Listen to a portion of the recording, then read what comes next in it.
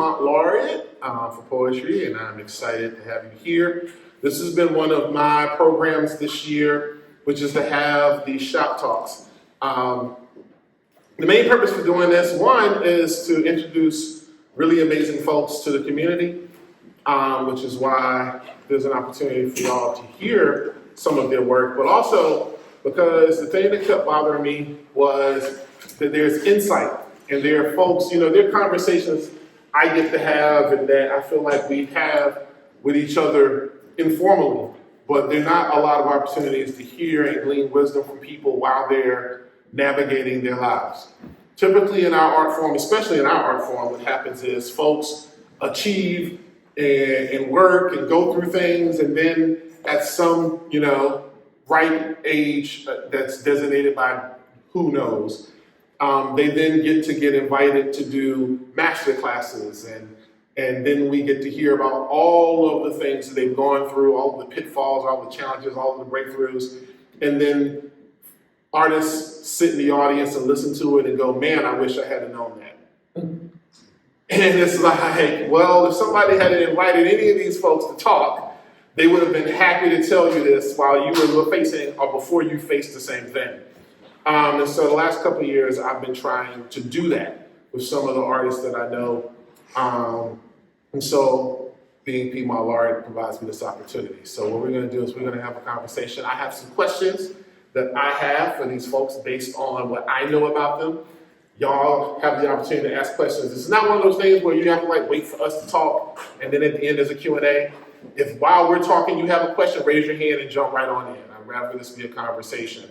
And so we're going to do that. We'll take a short pause, and then you're going to hear a couple poems from each of our guests, and then that's it. So when the question's on your heart, don't wait. Just raise your hand and jump right into the conversation, because I'll move and we'll end up in another direction. These folks have a lot of wisdom to offer, and if you don't jump in right there, next thing you know, we'll be off down the road on a whole other topic, and you'll lose what you were trying to get at. So here's the first thing I want to talk about, and then I have specific questions for each one of you. The first thing I want to talk about is what is the essential thing? The essential thing that you need to be able to write. The essential, what is necessary? Whenever you sit down or wherever you're at, you stop. What is the essential thing that is necessary? Can I go? Yes. Dedicated writing time. Mm-hmm. And that just doesn't involve you organizing your schedule and making sure you have writing time. That sometimes involves employment and all kinds of things, and prioritizing kids if you have those. But dedicating writing time for me is the most important, because I'm a diver. Once I get in, I stay in until it's over, then I get out. Some people say, oh, I got an hour to write today, I got an hour. I like to get in and I like to get out.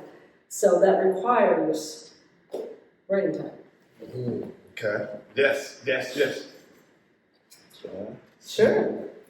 Yeah, for me, it's music. It provides a background, an inspiration, a drive, and it creates that space. It's a soundscape, in essence, that for writing in. And so for me, when I really want to do, and I know I got to get some writing done, I engage the music.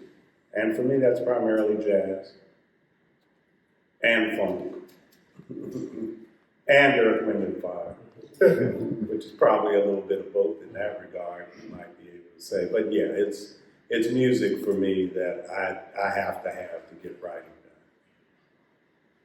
done. Crystal? No, I already went. No, I know, that's your name. Mm-hmm. Yes. So I agree with Crystal, and then come to find out we went to the same MFA program. So I remember Michael telling us before we left to create our own writing time. So I created Tuesdays. So Tuesdays is my writing time. I created a workshop called College of Dope Ass Writers. And so what I did in May of 2018 in my home in Atlanta, I literally physically opened my door, and put out on Facebook, today between 8 and 10 p.m., my door is open, stranger, friend, you're more than welcome to come by, and we share a writing prompt and some wine, some cheese, some grapes, and we write for 30 minutes. That doesn't necessarily mean silence, that's just our dedicated writing time. And then based off of the MFA program, I came up with a way for us to give non-confrontational feedback. And so if you like something, we have to say what it is that's specific so that we can grow as writers. And if you don't like something, you have to post it as a question so the writer or reader doesn't feel attacked. And so we do that. And that workshop has been on and off since May of 2018, but I still dedicate my time on Tuesdays. I try to dedicate my time on Tuesdays. But I also need a mental stimulant. So I need silence, and I need my space to be clean, and wherever that is. And I need like C4 or Red Bull or 5 Hour Energy to get my whatever brain popping thing happening. Because if I just sit there and stare at it, I'm like, But yeah, if I can't think about something that's on my heart, but as a writer, my radar is like always going like this. It's always going like, what am I going to write about? If not, then I just Google some writing prompts and go from there. Yeah, I love it. I have to tell you, not the full version that you used at the workshop, but you were, I don't know where, but you were giving some people some guidance around the feedback, and I've been using it ever since. Exactly. All right. So now that we know, yes. I had a question about the non-confrontational feedback. Yes. Can you give an example of how you would pose that question? You say, would you consider? That's the easiest way. Like if you can't think of anything else. So I'm just going to make this up. Say somebody, read whatever they wrote. And that 30 minutes isn't for you to finish. It's really just to get your brain going so that you can then take it home and finish it in your own space, right? So say somebody made a raven that was purple instead of black, right? And somebody might say, would you consider making the raven red instead of purple? Or that way it's a question for you to think about. And as the writer, I forgot to say the other thing. The other thing is the writer or reader cannot respond because otherwise the workshop would take days to complete. So when you're giving the feedback to the writer, they just take notes on, what they're getting as feedback, and that's it. They get to read and then receive the feedback. They do not get to respond, good or bad, or explain. So if somebody, they're like, because sometimes we end up talking to each other. Like say you were the reader and we're like, yeah, did you understand? And then you want to be like, what? No, because my thing as a writer is if you have to explain, you should rewrite it. Can I add to that? Feedback is use or toss. Yeah, that's what I was trying to say. You don't have to use it at all. Yeah, if you're receiving the feedback, you could be sitting there, because you can't, respond. You could be like, nah, you know what I mean? Like I'm not using that. Or it's like church. You take what you need from the message and you toss the rest. I'll be honest, with me and the workshops I've been in, these are workshops being led by others versus a workshop led by me. Those individuals are there to provide. Now, there have been some where it has been like they feel this has to change. You can't stick with that. So there are individuals that are that way, but I think when you talk about, as what we just stated, the non-confrontational, and then for what it's worth, you can take it or you can leave it. But the best thing is to Consider it. That's why we say, would you consider? And say, hey, I've got this, fine, I'm putting that in my back pocket and I'm walking with it and I'll come back to it later, maybe. Yeah. And you don't even have to share that, but I think for me, many times I've seen in settings where that confrontation does occur. because either the workshop leader doesn't want to let it go and is insistent, or that the writer doesn't want to let it go in regards to their feelings of wanting to stick to that first draft as if it's sacrosanct and holy and untouchable. Speaking of confrontation, I've been in the game 22 years, and I stopped, and I don't know why I was arrogant enough, and that was my bad, for me to even think anybody wanted my feedback without asking for it, right? But I learned early on, I do not give feedback unless people ask, because it's not up to me. Your path is not up to me, right? And so if people ask, and I always say, are you sure you want my feedback? And then I still try to do the empathy sandwich, right? You give something positive, you say what you could work on, and then you give a positive, right? Because you want people to leave feeling with hope. But there have been some fights, arguments. I've been in a couple poems as retaliation. So, I don't give feedback unless people ask at all. I could be in my mind like, this is ridiculous. But no, I just grin and your path is not up to me.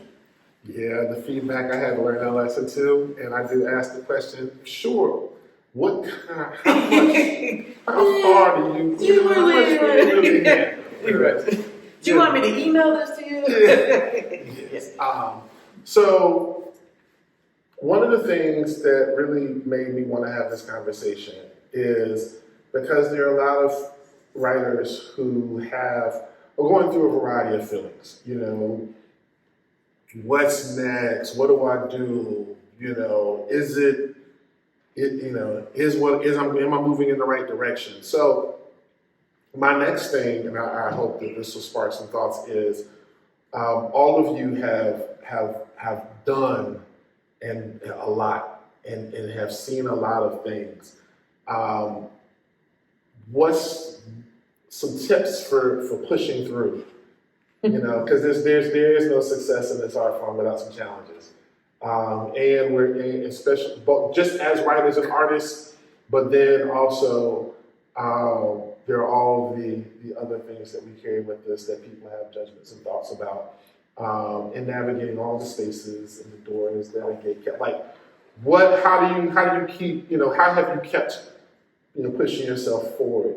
This is a question of perseverance, right? Yeah. Question of perseverance. Yeah. It is a brutal business.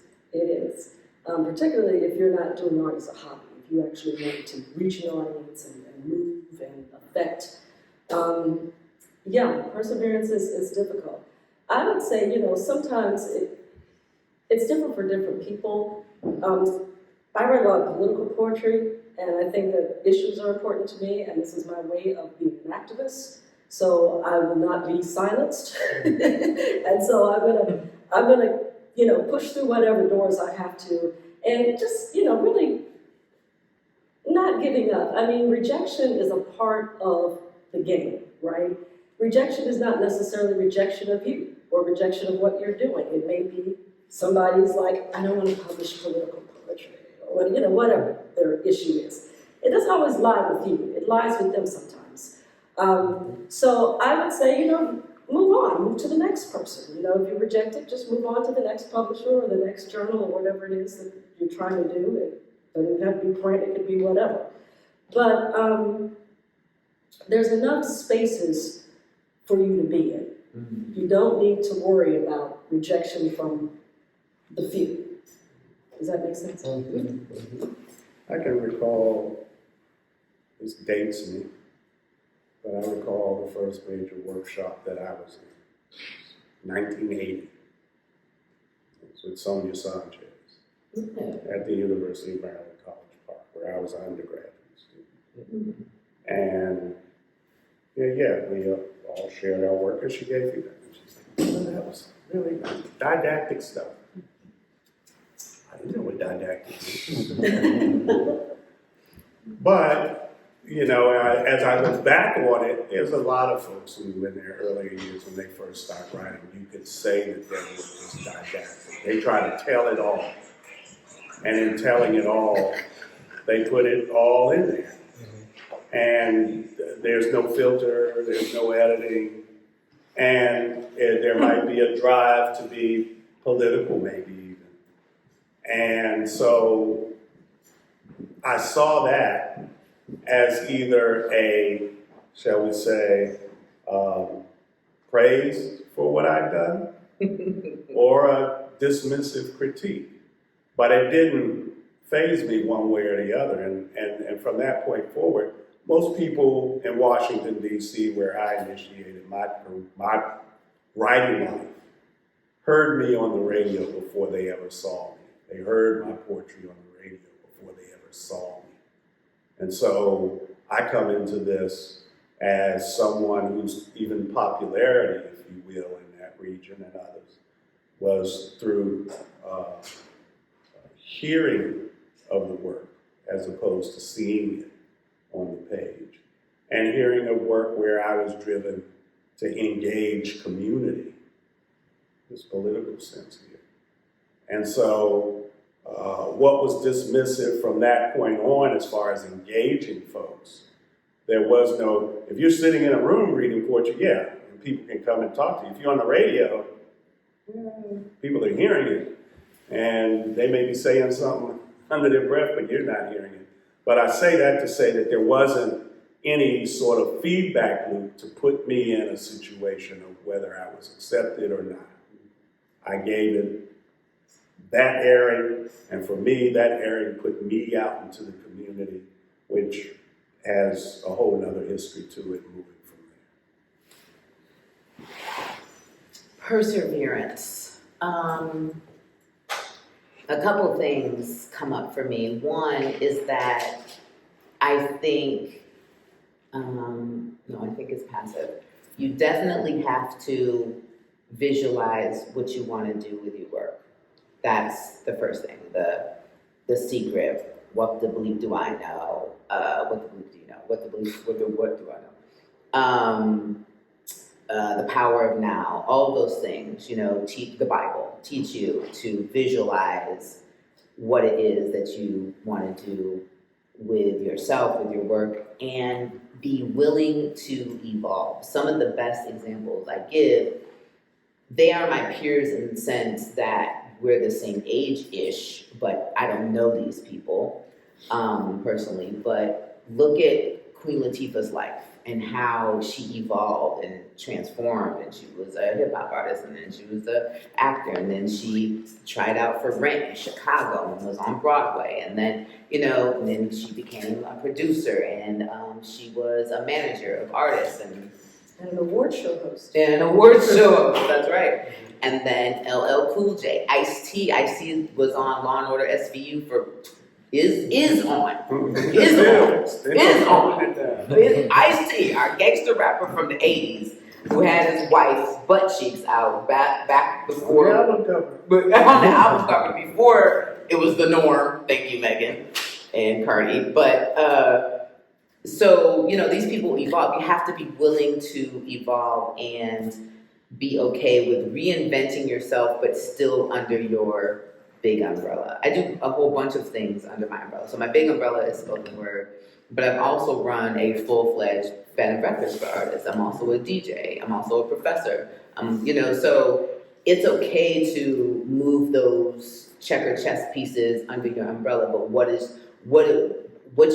who's your gang? Who's your set? My set is spoken word artists and poets and writers and short storytellers and journalists. I started as a journalist actually in Norfolk, Virginia. So I was on television, on the news, and I used to write for the Virginia Pilot, and of course the Old Dominion, newspaper. So, it's what do you want your life legacy to be? And although my crew is spoken word artists, but I'm a writer. You do journals, you do blogs, you do reviews, you do technical writing, you do all this stuff. So don't pigeonhole yourself and visualize where you want. And it's okay to change every 5 years or 2 years or this year, that year. What is your goal? Do you want to be on TV this year? Do you want to be published in the New York Times this year? Michael Harriot, who is a friend of mine, sat in my apartment 10 years ago with a voice recorder for his first podcast, which was just, I don't even know, on his website or something. And look at him now. Insane. And he said he wanted to be like the best political writer, known to man. So, and he's on his way. and is now a political show producer and has produced shows for BET and now is, I don't even know, does he own The Root at this point? Whatever. But, he's a writer for The Root and has given other writers jobs. So visualize what you, and put in the work and put in the 50,000 hours and become a master. That is a great segue to some very specific questions for each of you. And so when it comes to thinking about all the ways that your journey can take you, Crystal, I want to talk about publishing other writers. In addition to being a writer and being an educator, a professor, and all the other things you do, you also you decided to start Back on Press. And so I just want for you to talk about what it means to make the decision to publish other writers, and if to start there, because there may be some folks who might have some questions about what that process is like. But I just wanted you to talk about that for a second. So Back on Press is 12 years old now. I don't know how much longer Press will exist because I'm getting old. But I did start it right after the MFA program at Queens because I had been a graphic designer in my prior life at UNC, and I knew how to web design. I knew how to paginate and lay out pages. So I thought, if I don't get a job out the gate, maybe I should do something in the community so that I'm relevant, so that I'm not just trying to figure out my path. And I'm from DC and I understand community and I understood the need for a small press that focused on poets of color. There's so many small press. Anybody, like I said, with the web background that I have and design background and editorial background can start a small press. But there was not a lot of small presses that focused on people of color. And I noticed that deficit, so I said, I can address this. And so that's how it got started. Now, mind you, at this point, I myself was not a super published writer, right? I don't even think I had a chapbook at the time. And here I am making decisions about your work. But I had some friends that were good editors and I trusted their judgment. And we sort of moved along, and as time went on, it got much better. But I felt very torn making decisions about whose work we were going to publish. Because I'm also on the other end of that. I understand rejection, I understand all of that. And so I have to say, even to today, that still kind of gnaws at me. But it's important. We've been publishing for 12 years. Our catalog has wonderful established poets, emerging poets. We have literally launched careers of poets because it was their first debut on the scene. It was just a chapbook. A chapbook, guys, is a debut. Mm-hmm. People will say you have to have the full length. And, full length is important. A chapbook is a debut. This is my first full length of poetry. And I've been writing poetry for years. And I have lots of chapbooks.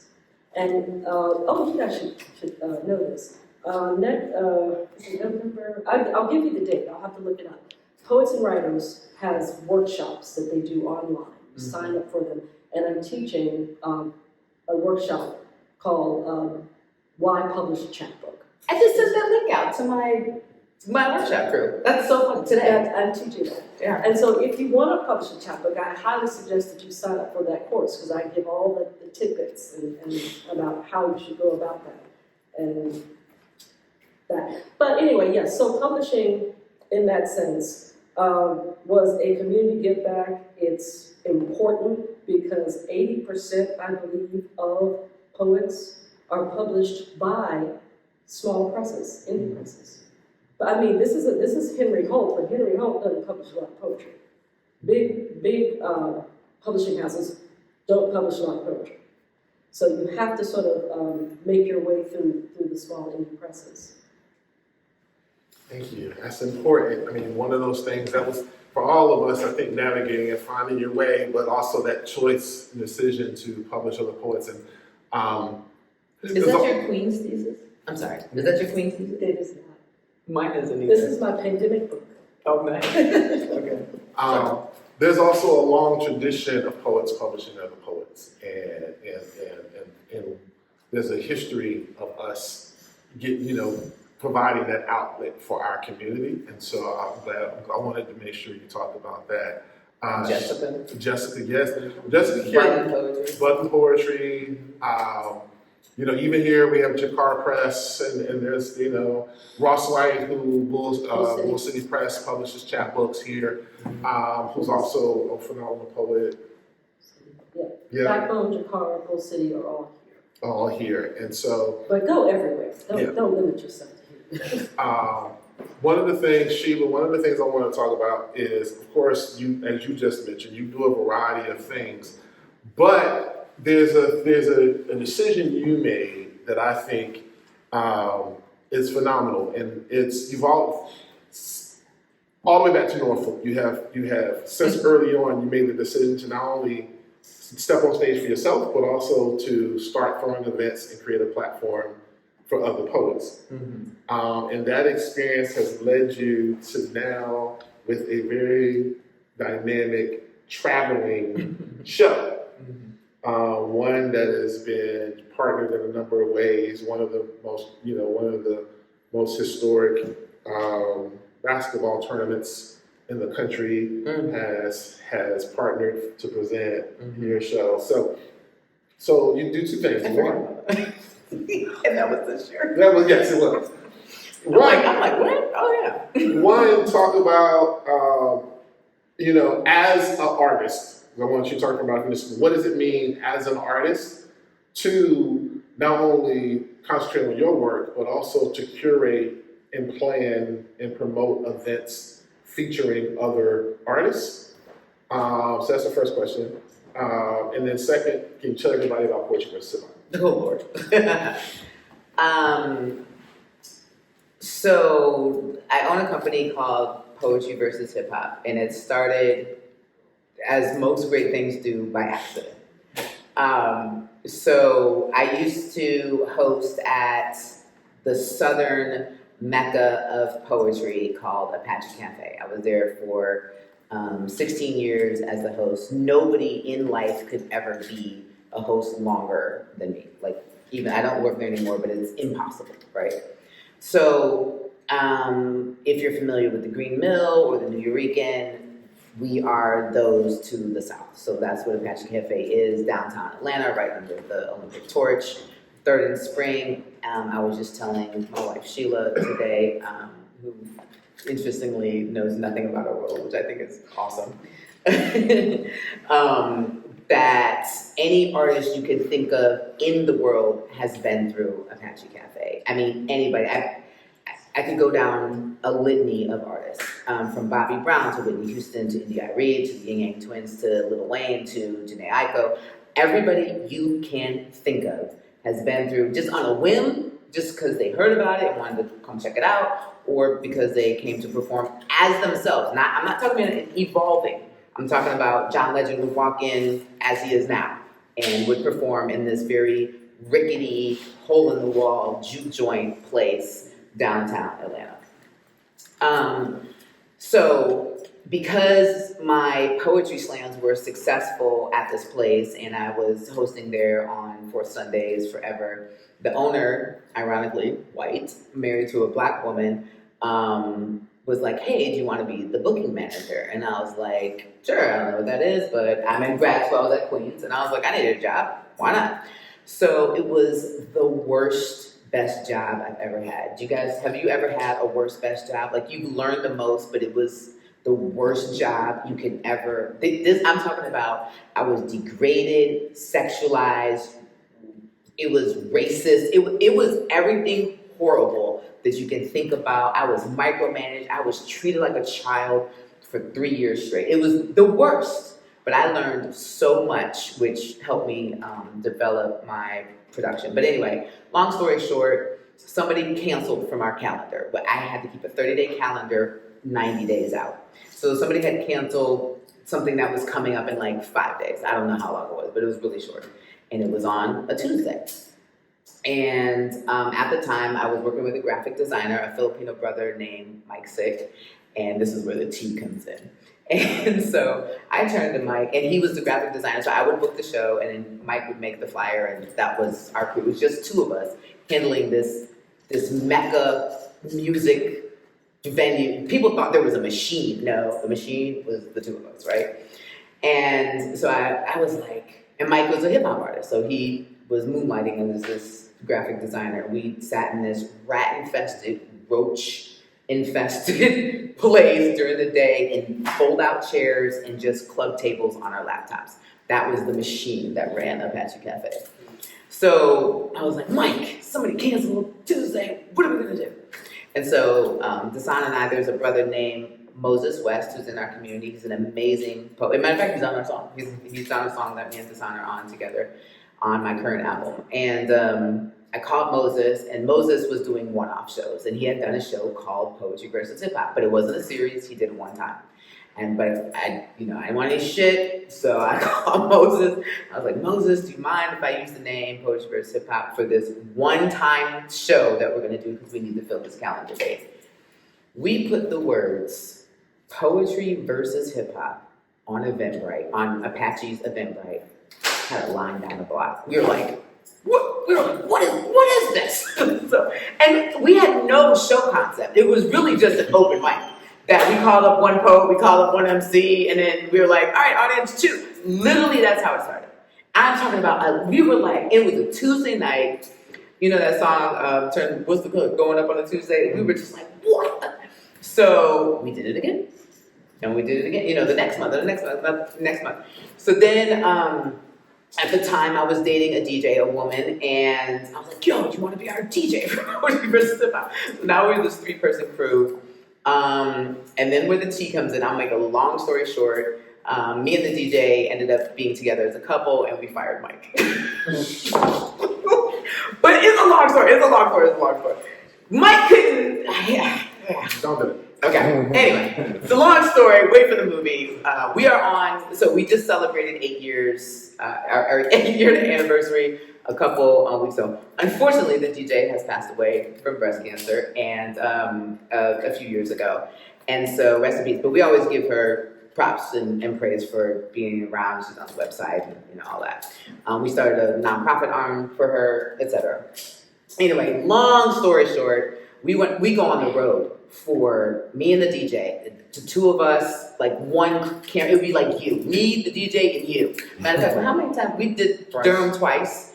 We did Charlotte 3 times. I mean, we were everywhere. We were in New York, New Jersey, Dallas, Houston. We got invited to several festivals. We got invited to South Africa, to Toronto, to Jamaica. Jamaica we haven't done yet. South Africa was canceled because of the pandemic, and my homeboy Toronto, Dwayne. We're still talking about that. But anyway, we did the National Poetry Slam Festival. We did the Get Down Festival in LA. I'm talking about people just love the word. They don't even know what it is. They just like the words. They're like, oh, this is. Every time I wear a T-shirt at the airport, people are like, what is that? What is that? So it's really cool. It's fun. It's high energy. We're planning on doing one in the spring. So look for it here in Durham. And it's just a high energy, fun show. Now it has evolved. It is now an actual show. So that's how Poetry versus Hip Hop got started. But now it's a whole thing, and we're going back on the road. City Winery has just said that they're allowing us to do all 10 of their locations, so that's really exciting. The reason, to answer that was the second question first, but the reason I started putting on shows are 2 simple things. The first reason is because as a traveling queer Black woman in the United States, I had a lot of success being on the road. I had two very gangster men who jumped me into the game, Lamar Hill and Talamisi. And they were from Jersey and New York, and they were both from Jersey, but we did New York, whatever. And because of how they jumped me into the game, I was able to see the country very quickly and saw some amazing poets that in Norfolk, when I started producing shows, they were never going to see. So I was like, oh no, they've got to see these people. So that's the very first reason I started to throw shows, is because I saw amazing poets in other places, and I was like, heck no.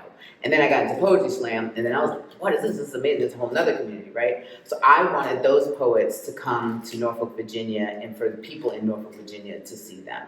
And we were in an art gallery much like this, 200 people every other Friday, world music, a DJ, and that's the first reason. The second reason is because, as we all have touched on a little bit, the money, your income as an artist definitely fluctuates by the wind, the moon, who knows, I don't know, because people feel. So I wanted to make a steady income, and I knew that, what's the number one thing that artists say when they go broke? What did Whitney used to say? What did Beyonce say? They go on tour, right? So when their money starts to dip, so I was like, well, why don't I just bring the tour to myself? So I would throw these concerts once a month and have this open mic once every other week to make sure that I had steady income as an artist. And so what happens is, I would meet a Crystal, and Crystal would say, oh, I can design your flyers, I can design your website. Now she's part of the team, right? And then this brother would come along and be like, hey, I can, whatever, I know people in such and such and blah, blah, blah. And so then that's how your team gets built. Your team always gets built organically. I can go on and on. But those are the two main reasons. One, because I wanted the poets that would never have come to Norfolk for any reason at all, because Norfolk is a small, big town, to be seen by people and for the people to experience their amazingness and to create an income for myself.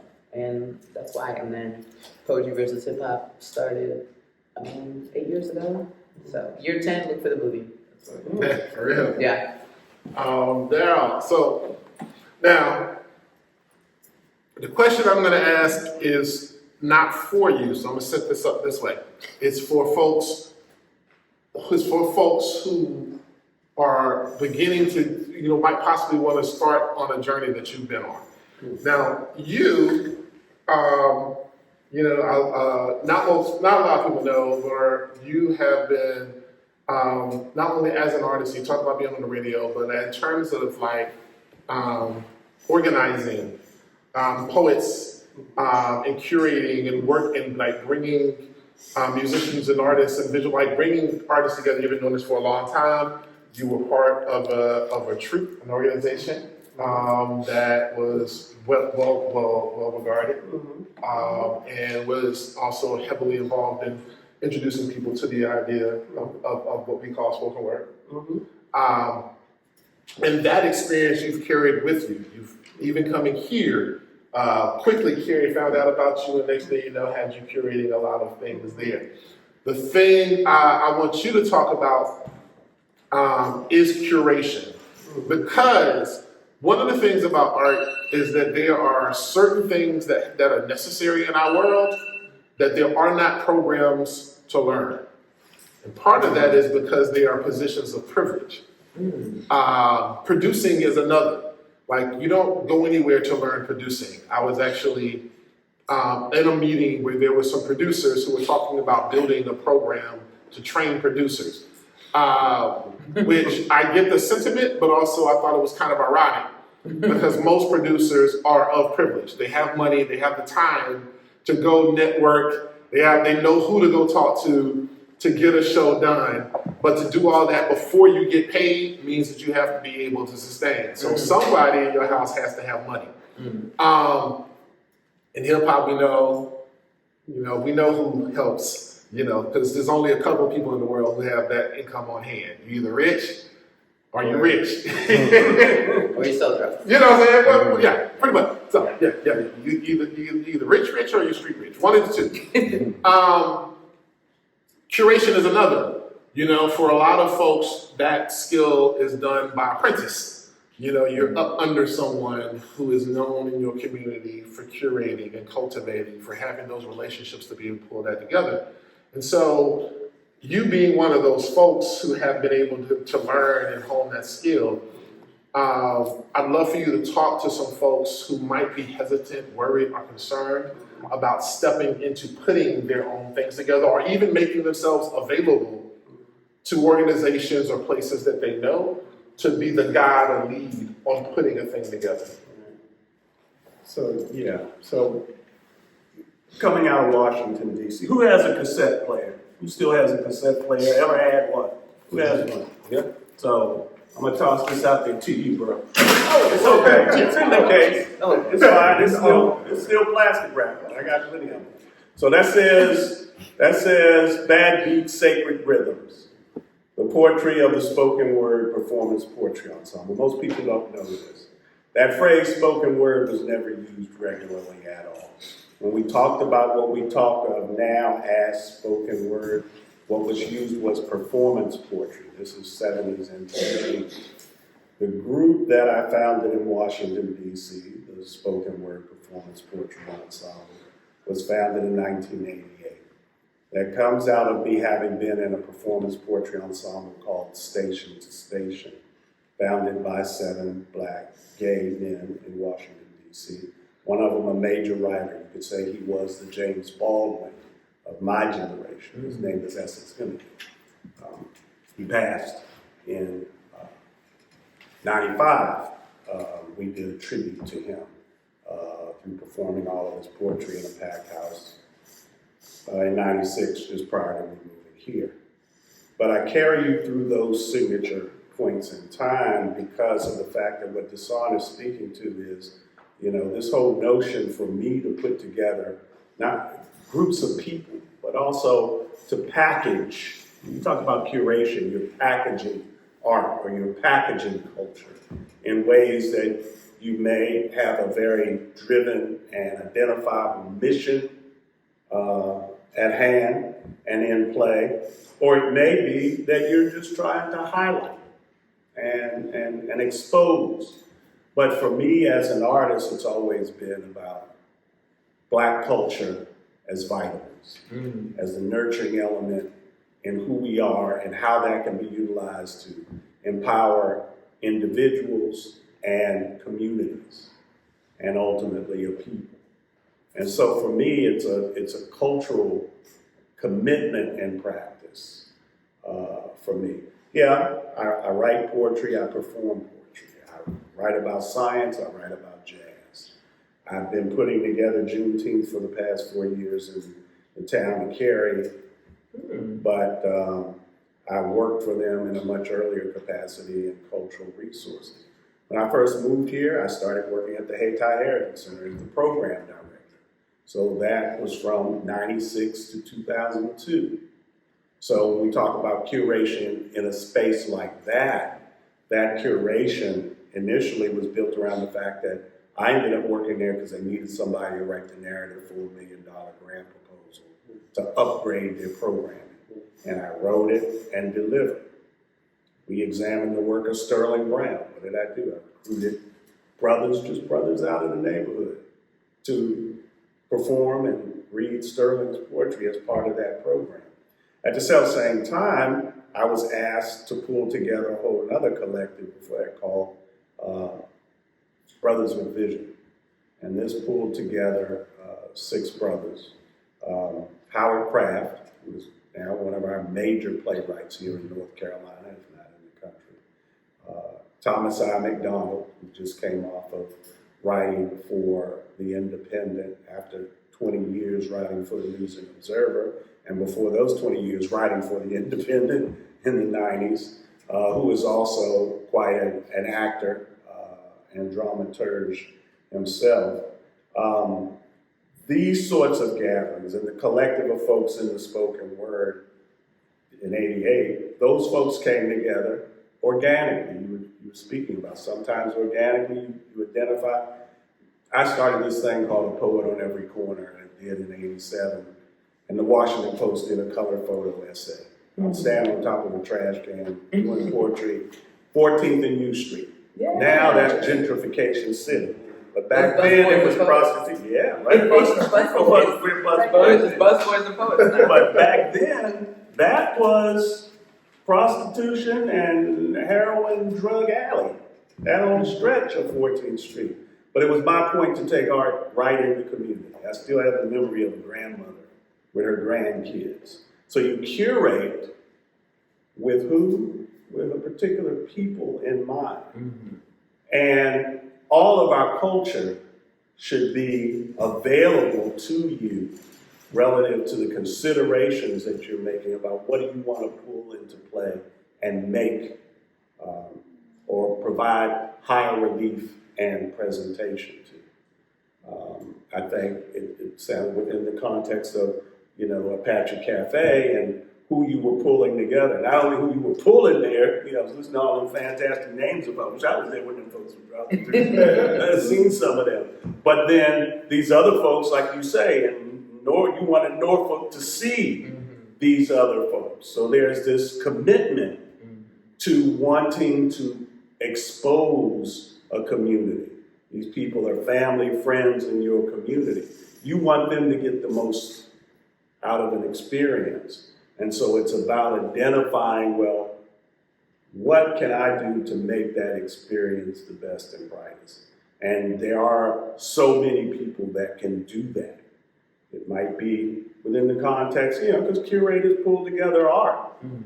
Curators pull together music. Right now I'm working with a whole team working on a jazz film, celebrating a brother who impacted jazz here in this state, especially in the Triangle. A brother by the name of Youssef Salim. 2 major jazz concerts over the next 2 nights. That brother influenced the vocal likes of Nina Freelon, Eve Cornelius, Adia Ledbetter, Lois DeLoach, and Frankie Alexander. All 5 of those women are coming together to sing the music of this guy on Saturday night at the Hayti Heritage Center. So, so all of these folks, tomorrow night sold out. But I'm saying our culture is vitamins. How do you play the role of doctor in regards to pulling the medicine together and making it available in ways that are powerful and empowering? And so for me, that's always been a commitment. As a writer, as a performance artist, as a griot, as a cultural warrior, as a scientist. That's the role I've always seen myself playing and the example that I've tried to give. I also want to say, though, for those of you who are new at curating and putting events together, don't worry about it. Like, we've all had experience at this point, but I didn't know what we were doing. We were just like, we're going to have this on. And we would put out paper flyers from Kinko's. Yeah, we just told people about it, So, and of course, now there's technology and all of that. But don't worry about not doing it perfectly or whatever. I started Backbone Press with a poetry prize, and the poetry prize was at $500. Literally, I said, I'll take the slate and just start a press. You can, on a shoestring, you can do things. Yeah, you definitely. really can. Yeah. Questions? Anybody have any questions? Yes. I guess just on this point of doing it with who's around, who you want to be in the community with, being able to do it on a shoestring budget. Speaking about curation in particular, I'm always mindful of you want to be able to offer the artist something to come in and participate, give a little bit of time. And I guess the question is, having worked with the shoestring budget,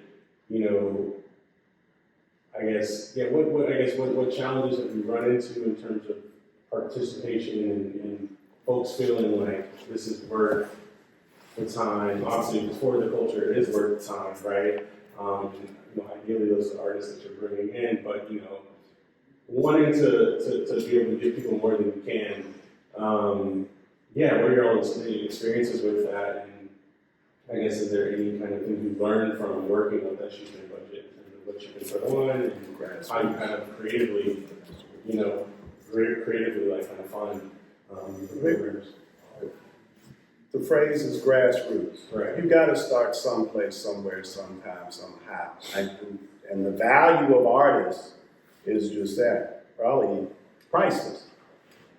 But at some point, you want to get something going so you can build. You may want to build a track record that then you can utilize maybe to get a larger sponsor or make a grant application. But you've got to start somewhere and show the possibility. What's the possibility? I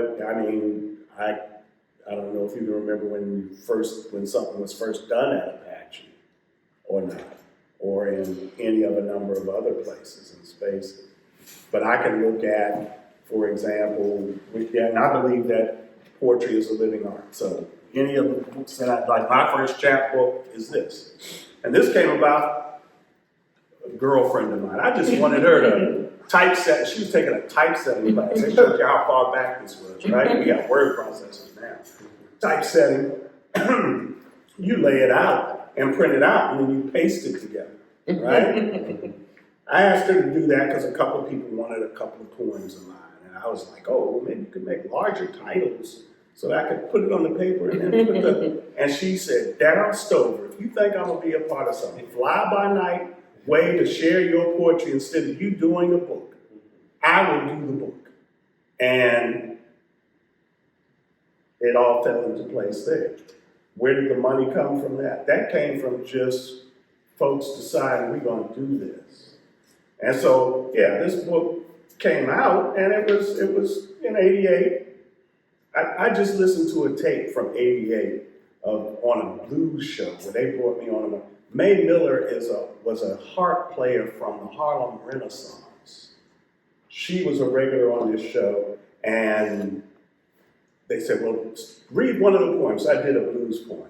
And you have the guy whose show it was, I had him come down here 20 years later when I was at Haytime. And when he came down here, he brought a cassette tape of the show. I just finally listened to it 2 weeks ago. And I'm hearing this woman responding, this 90-year-old woman responding to the poem saying, that goes down smooth. It's a screaming guitar, it's a blues poem. But the whole fact is, put this book together. I had another friend who said, I can make the multiple copies, bro.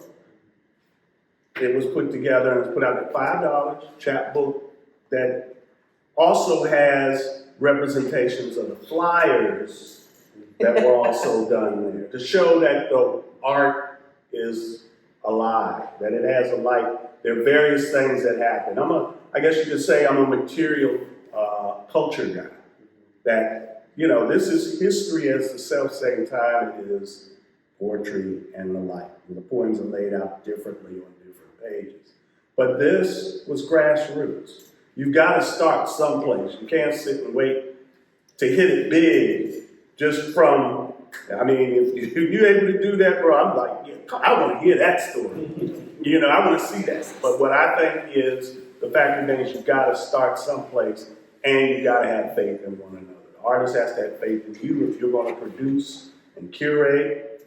And then you also have to have faith in the community. That at some point they're going to respond. And you can't want to shoot for a one-time hit and miss. There are flies in here of series of reading. We did an open mic series at an African shop that sold all sorts of African designs. But the brother said he wanted to have something in his space. What did that lead to? I decided in July, 2 Sundays in July we'd be indoors, and 2 Sundays in July we'd be out in the front, right on the street. This is in Adams Morgan, a very culturally rich community, right? Guy comes by and says, man, I want to partner with y'all. Here's an album I did. Here's my number, call me. I didn't call him, and that was the first weekend that we were outside. So 2 weeks later, we outside again. Here he comes again. Man, you didn't call. I said, okay. Well, I'm calling. So I go, what does this guy do? He said, well, what I want to do is I want to make this recording. Okay, we're going to put you on a microphone in the kitchen. We're gonna put the conga player in the living room. We have this young sax player just inside the door of the efficiency apartment. He records this thing and sends it up to New York. They send back money for a whole album. The name of the album is Peace Bureau. The guy who produced it was a guy named Eric Hilton. Eric Hilton, if anybody knows, went on to formulate Thievery Corporation, which is now a global collective of DJs making all sorts of lounge music and everything. But that happened again, organically. You gotta do something to make something happen. And I think sometimes, those blessings come quicker than others, but the bottom line is if you don't do something, the blessings will come. You brought up two things for me. One is that nothing replaces community. And so to get people to come to your things, it's advantageous for you to go to theirs. Be out in your community and make organic friendships. Mm-hmm. And that's one thing. Our generation of poets and spoken word artists, I think, are responsible for Kinko's putting the credit card thing on the machines. We used to steal chapbooks all the time. Like, before they had the credit card thing on the copiers, we would go in there in the middle of the night, midnight, 2 a.m. There'd be like one bored $8 an hour, $4 an hour employee. We would copy, all these books, have a color cover, get them stapled in the middle and run out with 100 chapbooks. Oh, stealing. Definitely. Oh yeah, because they used to keep the long stapler out. Yeah. Because the first thing they did was start hiding the long stapler. If you did it enough, you go in and the long stapler would be gone. Mm-hmm. Yep. And I swear our generation is solely responsible for Kinko's putting the credit card. And they moved the paper. Yeah, move the paper. They moved the paper first. Paper used to be on the other side of the counter. Yeah. If I could just add, So, you guys are getting a very urban narrative about a hustle as an artist. Because in urban world, we have a lot of community, right? We have a lot of people who are trying to be successful and want to do things. Kind of different here, I think, in North Carolina. You do have community, but it's not that street corner hustle like we're used to in big cities. But I would say this, whatever your vision is, your project or whatever you have, go ahead and launch it on the shoestring budget, get some notoriety, get some audience, then apply for the grant. It doesn't make sense to apply for a grant if you don't already establish something. Does that make sense? mm-hmm. Yeah. Because they want it established. They want to see, unless you're doing an individual art grant and you have whatever you want to do. But if you have a project or program, I think you just launch it. Do it on the shoestring budget, right? That's going to help you with the grant, right? But we have no budget, please fund us. So that's the first thing. In terms of your individual writing, I would say, this book, and most people will tell you, finish the entire book, then send it to an agent, or then send it to a publisher. Some people will tell you, and that's years ago, that used to happen, where you could send a couple of chapters, and they go, oh, this is wonderful. We're going to give you advance money, so you can write the rest of it. That doesn't exist anymore. Yeah. That doesn't exist. Write the whole thing. If you want to publish, write the whole thing, then send it off to an agent. If you're lucky, agents are hard to come by, very hard to come by. It's more of connection and who you know. But that's just my 2 cents. And if it starts something, I'll come and read. But speaking of poets and writers gives grants because you don't even have to be established. If you say, I'm about to have a poetry show, they give money. And they just upped their grant to $750. And what used to be $500. And So. in county, most counties give mini art grants or mini grants. So Durham, for example, has mini grants. And if you want to do something in the community, that, obviously you have to tailor it to what, but if you say you want to bring this art to the community by way of, we're going to print things, we want to, place them in certain places. So look at your county and mini grants that they just all you gotta do is write up whatever you wanna do, and they'll help you out. On this topic, there's one other thing that I want to say, because I used to have this conversation often, and it goes back to the community piece.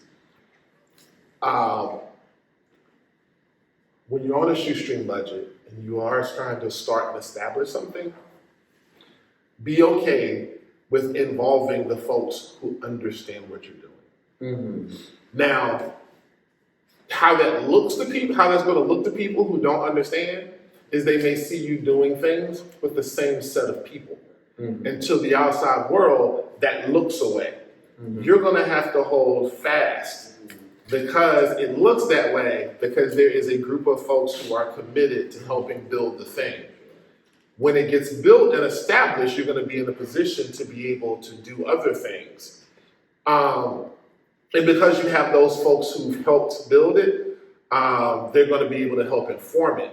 So it'll ultimately look like everybody thinks it should, but you got to be unwavering in that.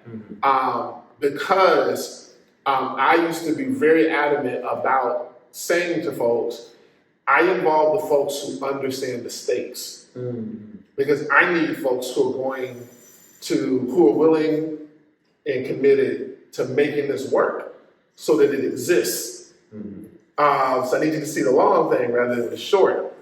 But I think that's an important part of it.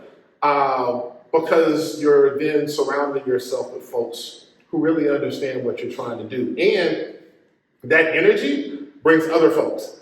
Like it might be 4 or 5 poets who are like, yo, if you need me, just call me, and if I'm free, I'll show up.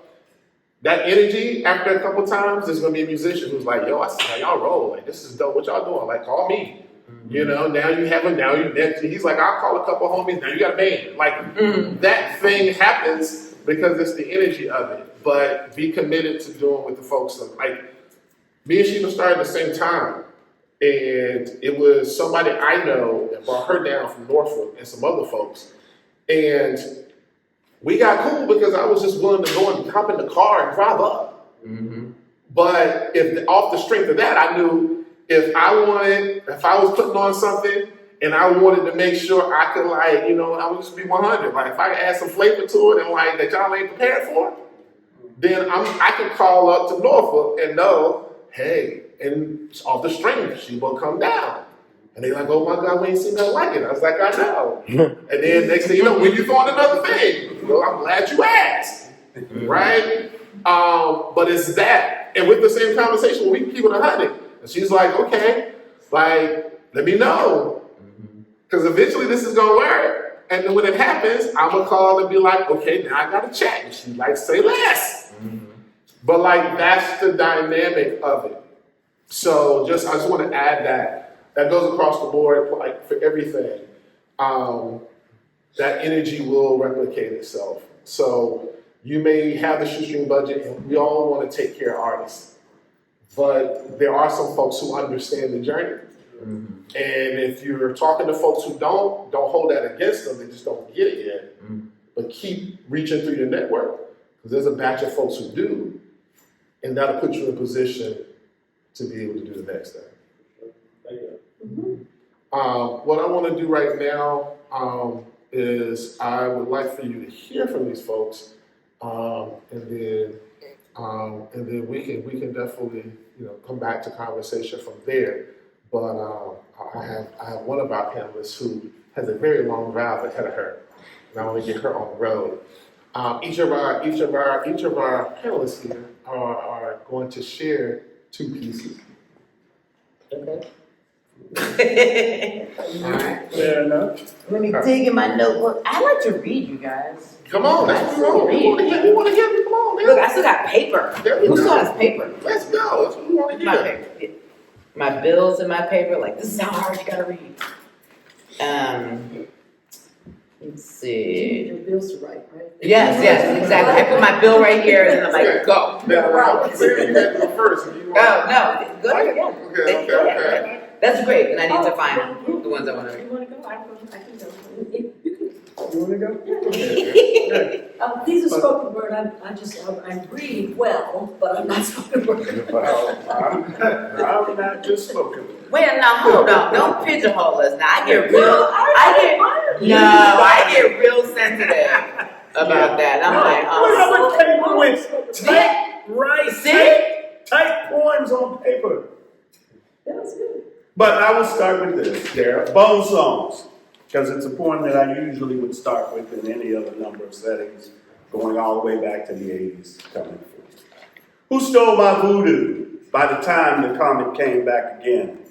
Who stole my voodoo when we were visited by AIDS, my friend? Who stole my voodoo? Africa's children do know. Who stole my voodoo? The beat of our bone songs grows. Who stole my voodoo? Middle passage, hear my cries. Who stole my voodoo? Bones beat. Blues gods, arise. Bones beat.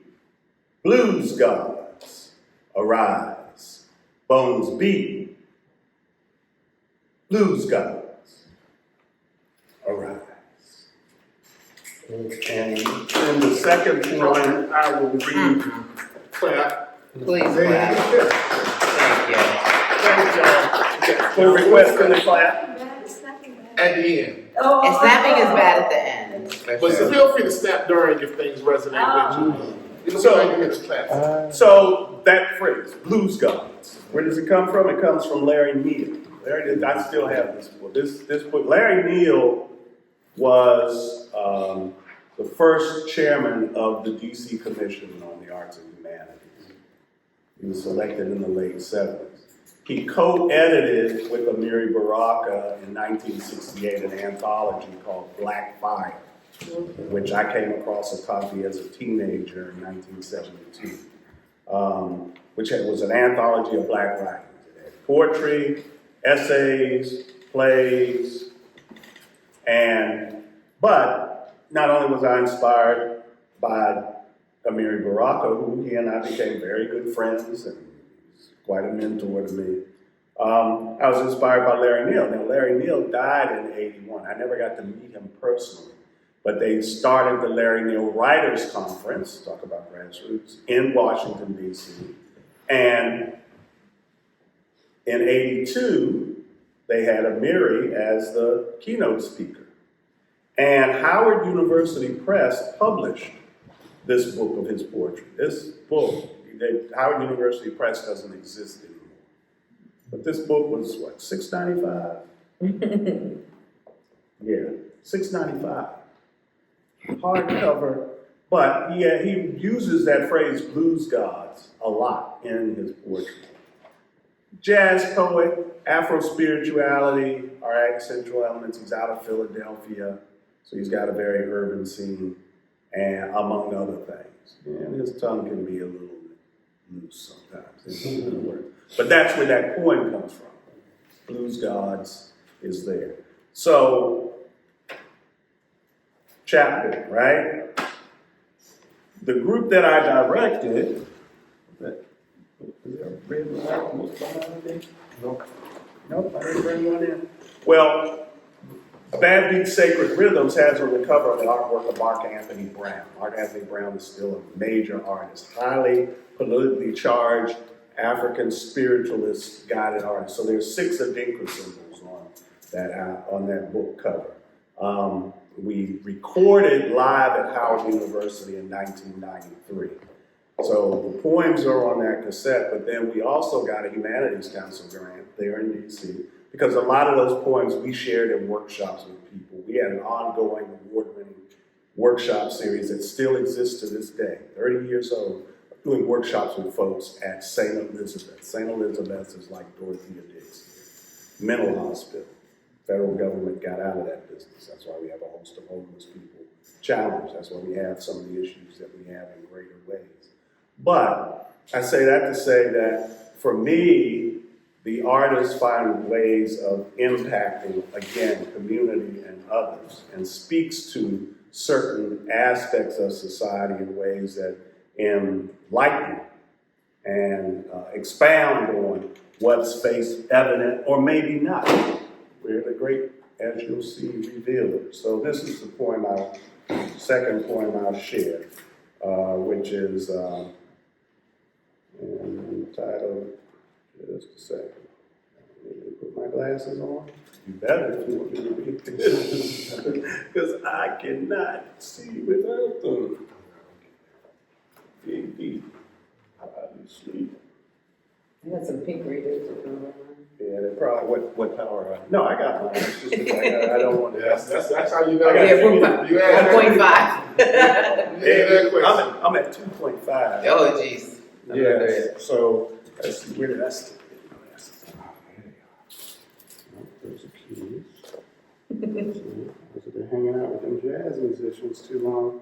You coming here and drinking your red oak beer. When y'all hit 40, your eyesight just, I tell it's you like what, happy why don't 40th you- birthday. if So they're that's out, wonderful. Why don't you go ahead and read yours, and I'll go to the card. Sure. I know that's in my glasses. Okay, so I read a couple of poems from this book called Dark Testament Pandemic Book. I wrote this while I was in a Duke Fellowship. I had secured a Duke Fellowship. Talk about dedicating writing time. You get grant money, you get money to travel, you're permitted to travel. Kind of rough during the pandemic, traveling, but you get all those things. You get course release if you're a professor.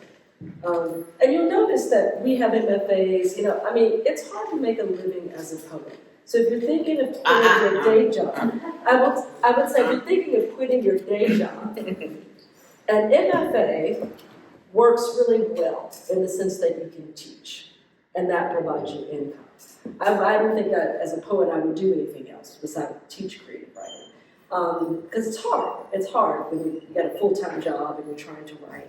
And I have kids and family, so an MFA is also something we haven't talked about, but a decent option. And you can do it easily. You don't have to do, we did a low residency program where you're doing most of it online. And then you go for a week or two and you hang out with the whole cohort and then you come home.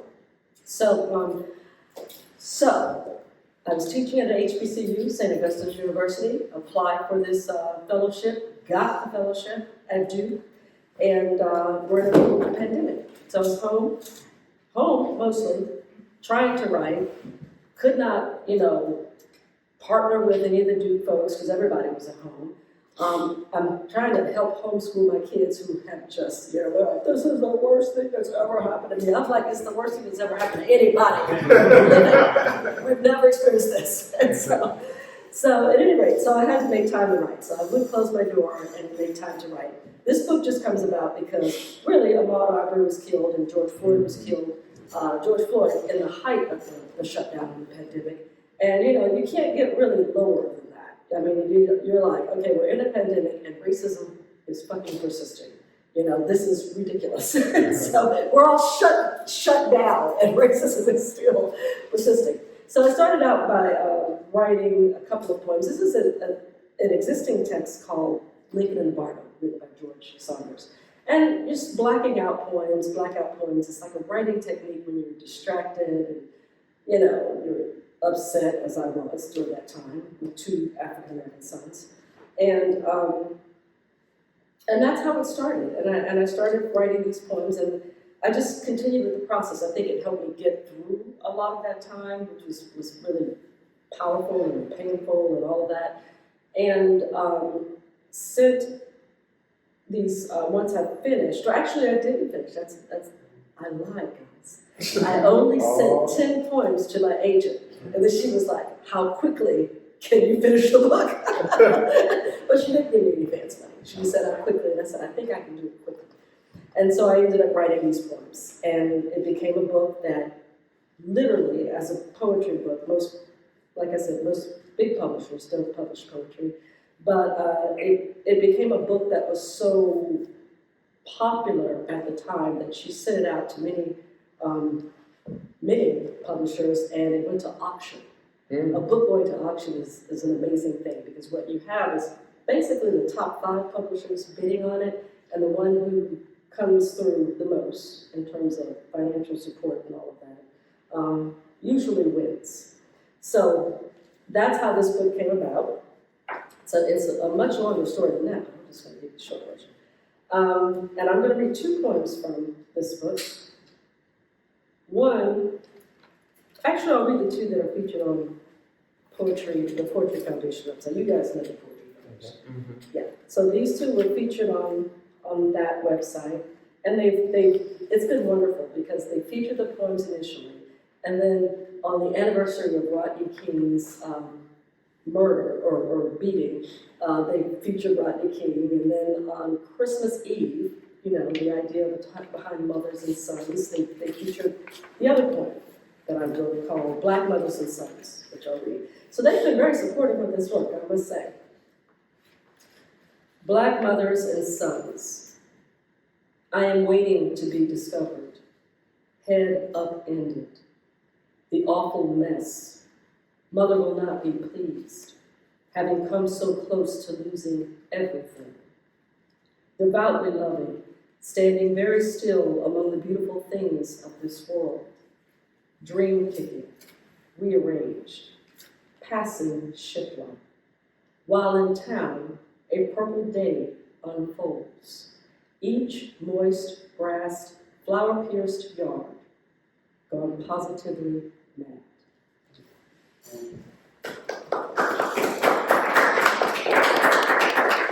I'm gonna read Rodney King, because Rodney King is our, you know, sort of first documented case of police brutality many, many years ago. I believe I was in college. I might have been a sophomore in college when that happened. But I just remember the visceral feeling of just watching that happen. And then, you know, it's like watching George Floyd, and it's like, what are we debating? We have watched it on video.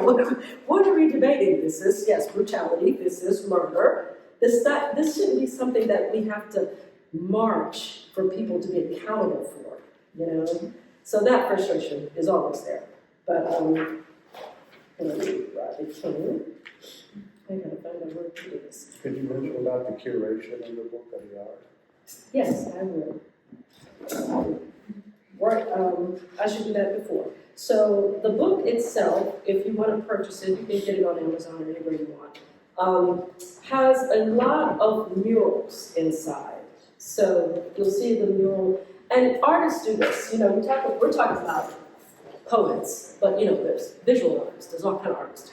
And they sort of commemorate the death or the murder of Black Lives Matter victims with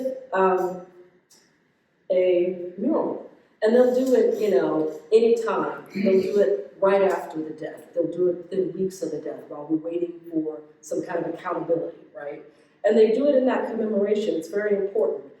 And they're usually graffiti artists, so they might work at night and it just appears the next day. They're usually making art on buildings they don't own, so it's not really legal.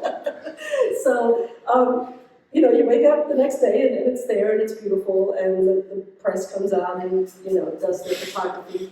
But these artists I had to, you know, Henry Holt is a ridiculously funded publishing company. It's one of the top 5 in the world.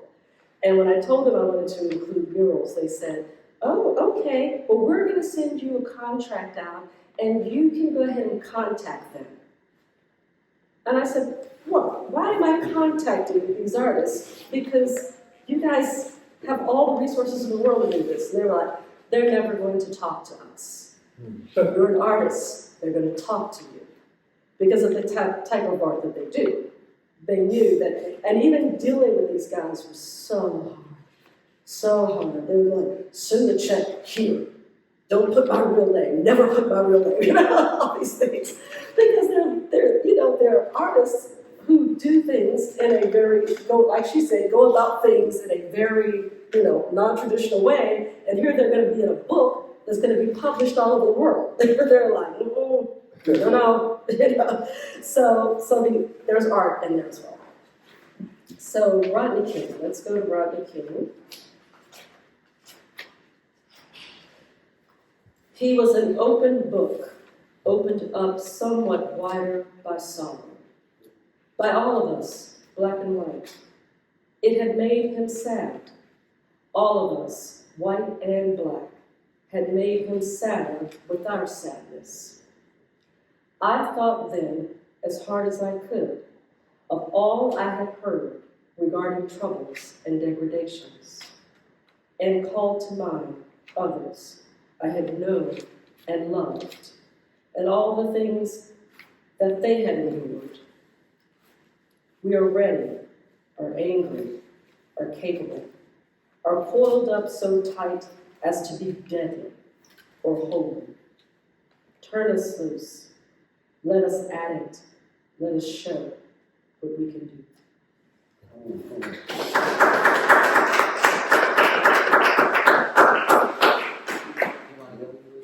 I can wait until close. All right. Unless you're gonna make it hard on me. I might be in trouble. All right, so I am sensitive and always defensive because Paige and Stage are always fighting, right? Who's better, who's this, who's more important. And the reason I got my MFA, I didn't go to grad school until 2012. And that was 20 years after I graduated high school. So I had the privilege of having Claudia Rankin as one of my professors who was up for a National Book Award, and then also Ada Lamont, who actually won the National Book Award last year. So it was an extreme privilege to have both of them. And U.S. Portland. Yes, and but you know, so it was an extreme privilege to have both of them, and Daryl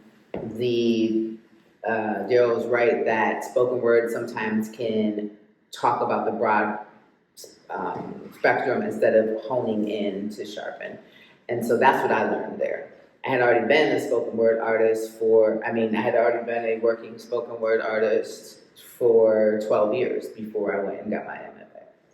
So I have a series called Love Poems for Lesbians, and this is, because I always felt like listening to lesbian poems, they're always really hardcore, like erotic poems for some reason, and I just didn't think there was enough softness for it, and so I started a series called Love Poems for Lesbians. And this is one. Her mouth is my religion. Ample and feathery lips, brown from resin and too many nights that end in the morning. I hold my hands in prayer for her notes to croon across my mossy cleft, my vertical smile. Her mouth trills soprano notes without exhaustion until my body dances the Holy Ghost with a full back arch under our first duvet.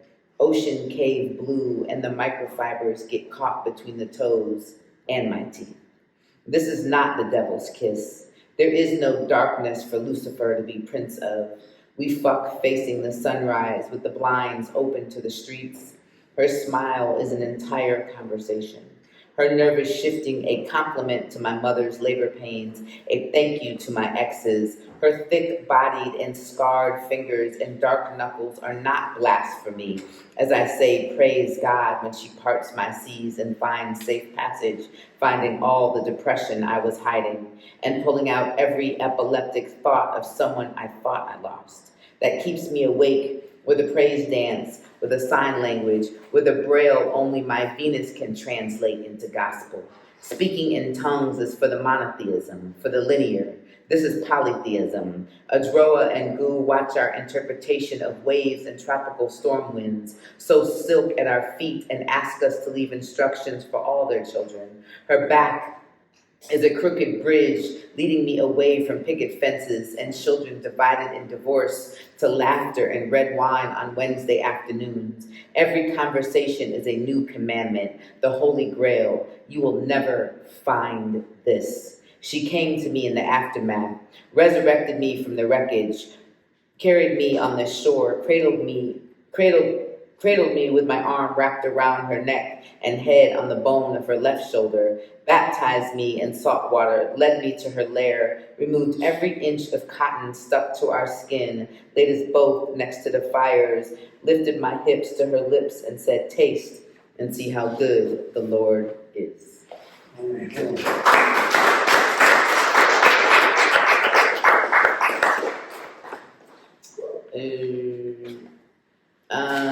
This one is called Trigger Warning. And I have a book, it's called From Foster Care to Fame. It's a poetry and short story book. You can find it on Amazon. My last name is Rem, like Rapid Eye Movement. My first name is Bathsheba, like in the Bible. So you can find me on Amazon. And I've published some students at Clark Atlanta University, so you might find their books under my name as well. But my poetry book is called From Foster Care to Fame. And I will be publishing my thesis in the spring. I've said that every spring since I've graduated. It's so funny. But I will be publishing it. I just got to get off my ass. All right, so this is called Trigger Warning because I do not believe in giving trigger warnings at poetry shows. And when people do it, it drives me insane. Amadou Diallo, Manuel Loggins Jr., Ronald Madison, Kendra James, Sean Bell, Eric Gardner, Michael Brown, Alton Sterling, Sandra Bland, Akil Denkins, Gregory Gunn, Samuel Dubois, Wendon Glenn, Freddie Gray, Natasha McKenna, Walter Scott, Christian Taylor, Ezeel Ford, Oscar Grants, Akai Gurley, Laquan McDonald, Tamir Rice, Yvette Smith, Rakia Boyd, Trayvon Martin. I could update this list forever and ever. Yeah, and you want to be yellow caution sign, white flag at the end of a stick, allowance to get up from your chair, side slide between knees, disrupt the hair on the back of heads, balance your toes over innocent feet that have to contort out of your path, curious eyes and a fixed gaze follow your clamor, and watch you chunk the deuces to a ritual that have given you sanctuary, that has acquiesced to your wavering personality. How entitled are you? How vente mocha latte work from home in your PJs, air book, a nanny for your only child are you? To want to escape without repercussion, dodge the tempest of awareness that comes with remembering what it was like to walk home in the dark after Pilates in a newly gentrified part of town, or when you walk in on your mother on her knees in front of your stepfather with his 4 emergencies only firearm pointed at her head. You don't even know your arm is going to remember his grip, yet you want a church finger tip out before your monthly for the ritual outing turns therapy fainting couch and tissue box, before it turns stolen journal read aloud. No one warned Sean Bell.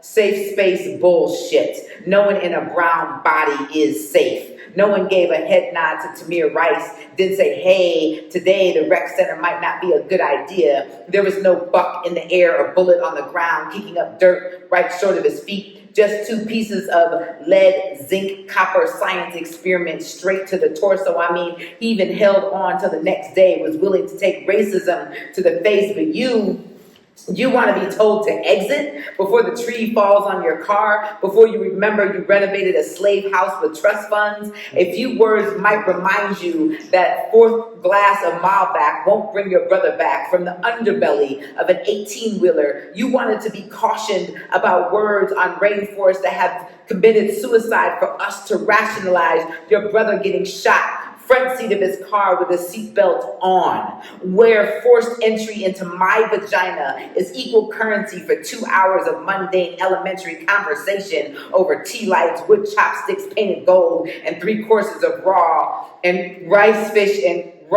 raw fish. A brown boy reminds you were $50 short on the abortion. You're going to spend the entire performance on the other side of the glass doors, dragging on a Lucy. Poems are supposed to fun mirror your shit. You're right. I could be acting like I've been ghosted by friends I called my sisters so many times, I just sage and move on. You're right. You could be wearing long sleeves to cover the cigarette burns. Shea butter couldn't fade. The very thought of walking into the Chevron for cool 100s in a box might make an involuntary tear dive out of the corner of your eye. You're still here, though. Unlike Sandra Bland, Michael Sterling. Hey, do you think Rakia Boyd ate that day? Maybe Rakia was blowing off steam from biology lab. Maybe she was being cornered in the bathroom by upperclassmen that didn't like her shirt or noticed that she wore the same jeans twice in 1 week. Maybe her boyfriend just dumped her for the social media model with all the likes. Parents are signing divorce papers before mortgages, and she don't like the way her mama's new man looks at her. Now Rakia is recycled earth. She don't get to jump into her homie's mama's car. Ain't no more hooky. Ain't no more settlement checks good enough for me to emoji replace my pussy on a universal handshake, a secret nod for the boys club. You should still get to scuttle out of the room because someone might take the safety off, pepper spray your retinas, might say the word that makes you throw dishes against the wall, a can of Similac at the cabinets, and iron still plugged in against his chest. You're still here though.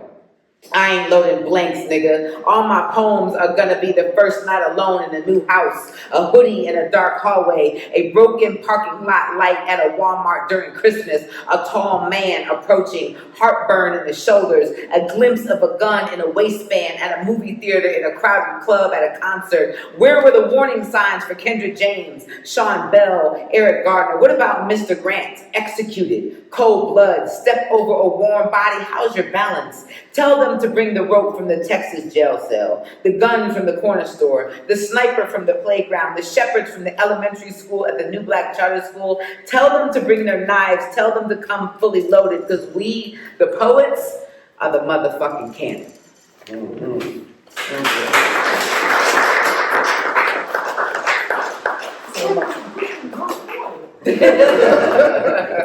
So my second point will more or less echo within that self-same sentiment of my fellow readers this evening.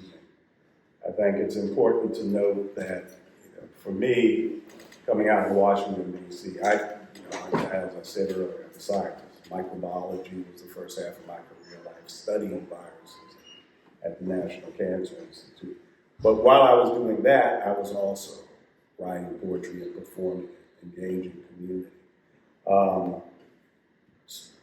For a whole year, on top of being a science writer, I also went to the Juvenile Detention Center to teach rapping and writing, as it was called, as I called it.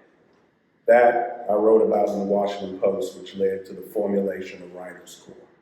Writers' Corps was situated in the Bronx, San Francisco, and Washington, D.C., where writers went into places where people wouldn't otherwise consider writing as a mode of expression.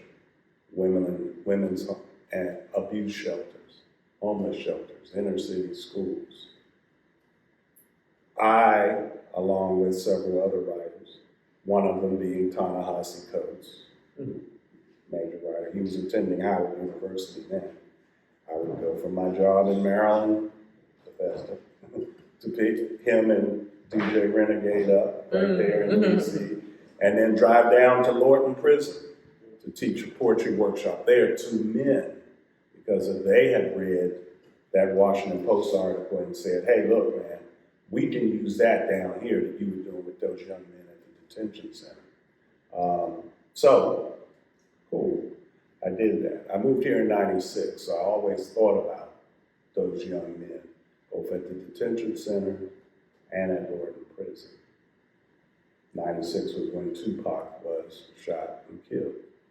So this is entitled Ask Tupac, Ethnopoetics of the Hood. Rapper recorded on the wind now. Electric blue verbs heard in any school, on any bus, through any means are calling us. Put your ear to the asphalt. Let me run a line. Don't get stuck up, pistol whipped by the signs. A lot of bloods bleed each time they open their mouths. They spit red rhymes so full of soul fire, you blazed in the meanings. Ralph Ellison's, Terry McMillan's, every one. Their oral cadence has you all funked up. Images of the avenging slave, mad black man, drug dealer wanting all your toys, pulls a million triggers to blast the myth. The rage still backfires on many city streets. Lemmings over the edge hit the hard rocks of America with beckoning cries of final resolution. screams of defiant retribution, breaking news from the underground. Dude got shot. You don't know if he's dead or not. Could just be a vaccination, rite of passage, believed to be the latest thing in solar transmutation, some jive eschatology. Ask Tupac. He died for the sins of hip-hop. Love and moral decay boasted through busted 40 ounces and other strange brews. He covered the waterfront, got wet too often along some parts of the shore.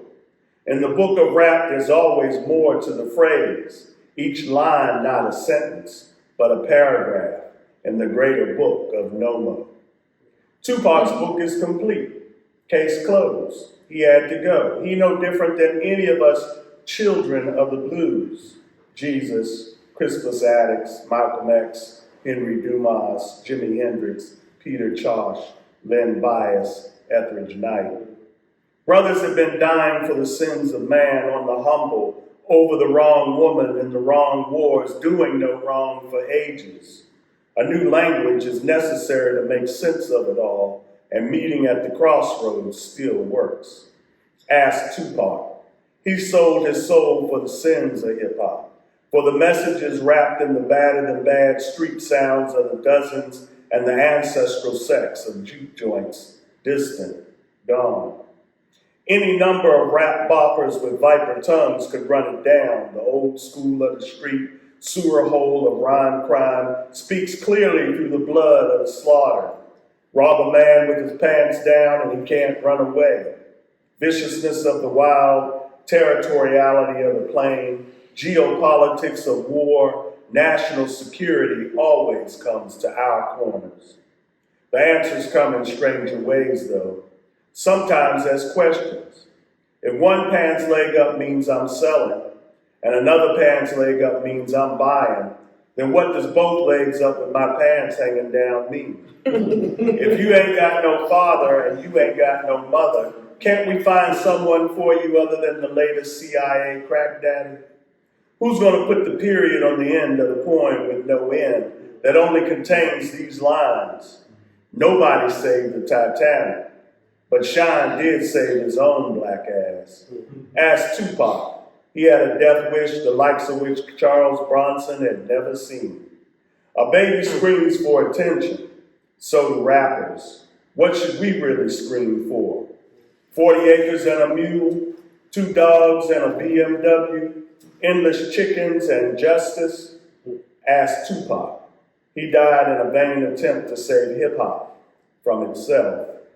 The Lord saves, not the preacher, if you take the right precautions and proactions. Inspired, rappers like preachers are the ritual revealers of the unknown. Ask Tupac. He died to get some answers for hip-hop. Thug, trap rat, fighting back, just gave up on life. Round my way, they like Tupac, dying to see if they serve Alizé in heaven. So I'd love for y'all to give another round of applause to all our panelists. I appreciate you being here. Your wisdom. Thank you. Please follow them. You make sure you look at the information. You can find them and their information. You can find Backbone Press. You can find all of them. And definitely make sure you follow Sheba and be on the lookout. We will be doing Portia vs. Hip Hop in the spring.